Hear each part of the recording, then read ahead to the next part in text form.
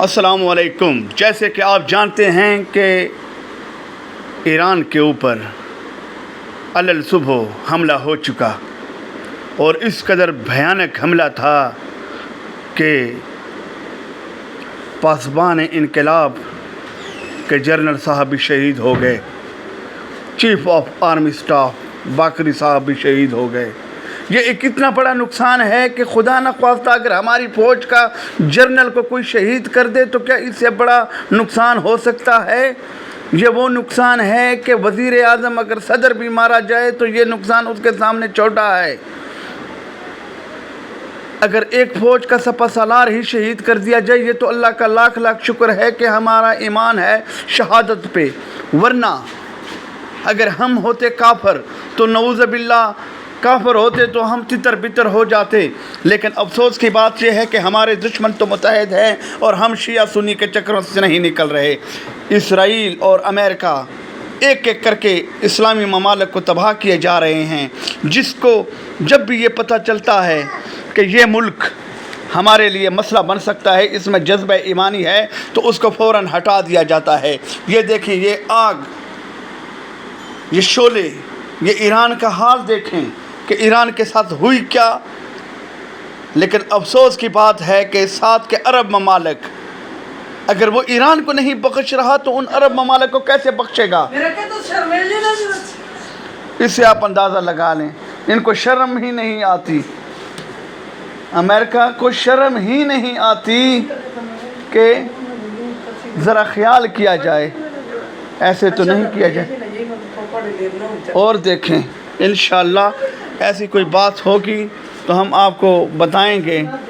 बहरहाल बहुत ज़्यादा हालात ख़राब हो चुके हैं और ये भी ख़बर आ चुकी है कि ईरान ने भी इसराइल के ऊपर 100 ड्रोन तैयारों के साथ हमला कर दिया है और इस वक्त इसराइल में एमरजेंसी की सिचुएशन है।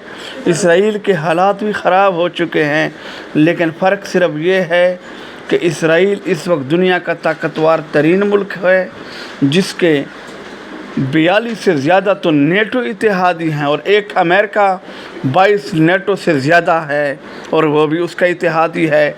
इसमें तो कोई शक नहीं। जैसे कि क़ायद आज़म रहमतुल्लाह अलैह ने फरमाया था कि ये नाजायज़ औलाद है इसराइल अमेरिका की, और अमेरिका बेशक नाजायज़ औलाद से असल औलाद से ज़्यादा मोहब्बत करते हैं। यही नमूना हमारे सामने है कि हर तरह की मदद, और ईरान की कोई मदद करने वाला नहीं। ईरान ज़ाहिर है गैरतमंद तो है, हमला तो करेगा। अल्लाह का ये भी शुक्र है कि उसके ड्रोन कम से कम इसराइल तक पहुंच तो गए, पहुंच तो जाते हैं, लेकिन उसके पास वो टेक्नोलॉजी नहीं है जो इसराइल को तबाह और बर्बाद करे। वरना इसराइल कभी ये हिम्मत ना करता, ये जुर्रत ना करता कि उसके ऊपर आग बरसाता। लेकिन हकीकत तो यही है कि इस्लामी ममालिक एक दूसरे का तमाशा देखते हैं। इस वक्त पाकिस्तान के ऊपर इतनी बड़ी ज़िम्मेदारी है, पाकिस्तान को मुकम्मल तौर पे ईरान की मदद करनी चाहिए और उसको वो वक्त याद रखना चाहिए जब पहलगाम वाक़ये के बाद हमारा और इंडिया का मुकाबला पड़ा तो इसराइल खुल के इंडिया के साथ हो गया हमारे ख़िलाफ़, और हम में इतनी भी जुर्रत नहीं हुई कि दुनिया को बताते कि ये देखें इसराइल का असल चेहरा। उसने तो इंडिया की मदद की, लेकिन पाकिस्तान आखिर कब वो दिन आएगा।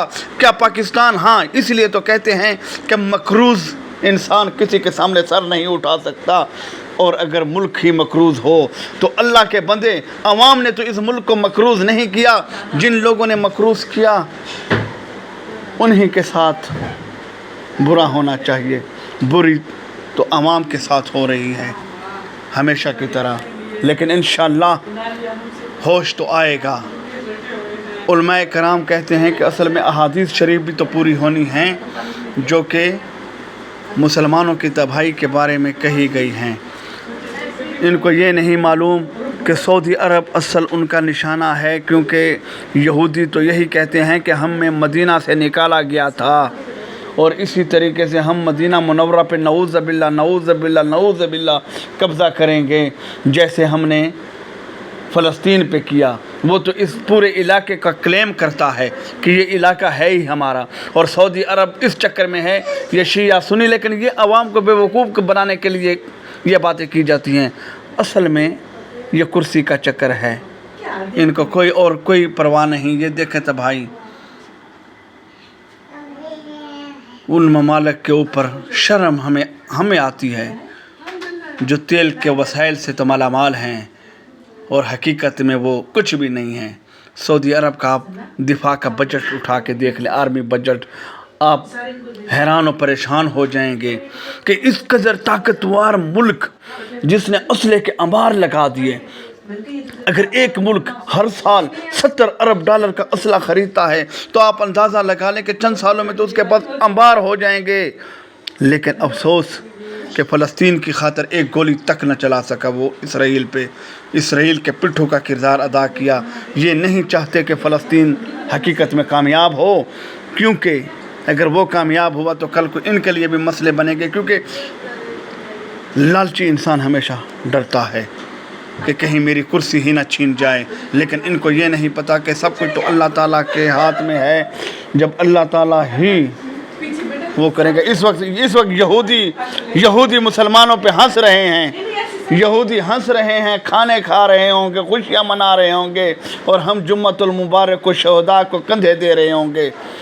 لیکن ان عرب ممالک کے لیے سوچنا چاہیے، ایران کو بھی چاہیے تھا کہ پیوٹن سے اس قدر اسلحہ خریدتا جدید سے جدید، لیکن جو ملک دوسرے کے کاندھے کے اوپر بندوق چلانے کی کوشش کرتے ہیں، جب وہ کندھا ہٹ جاتا ہے تو پھر کچھ بھی نہیں رہتا۔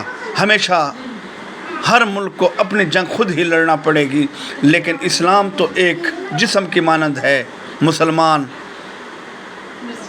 مسلمان کو تو کم از کم ایسا نہیں کرنا چاہیے کہ ایک مسلمان تکلیف میں ہو اور دوسرا مسلمان کو کوئی پرواہ ہی نہ ہو۔ جیسے کہ شاید ظفر علی خان نے فرمایا تھا، یا علامہ اقبال نے، غلطی معاف، کہ مسلمان تو اسے کہتے ہیں اگر کانٹا چبھے کابل میں تو ہندوستان کا ہر پیر و جواں ہو جائے بیتاب۔ لیکن یہاں بیتابی کس چیز کی ہے؟ اپنی کرسی کی، دنیاوی طاقت کی۔ مزہ تو تب آتا کہ اسرائیل حملہ کرتا اور مسلمانوں کی ٹیکنالوجی اتنی ہائی ہوتی کہ اس کا جہاز یا میزائل راستے میں ہی گرا لیے جاتے، جیسے اسرائیل کرتا ہے۔ اسرائیل نے ایسی گیم کھیلی کہ پہلے شام کو انہوں نے کنٹرول میں کر لیا، لبنان کو کر لیا۔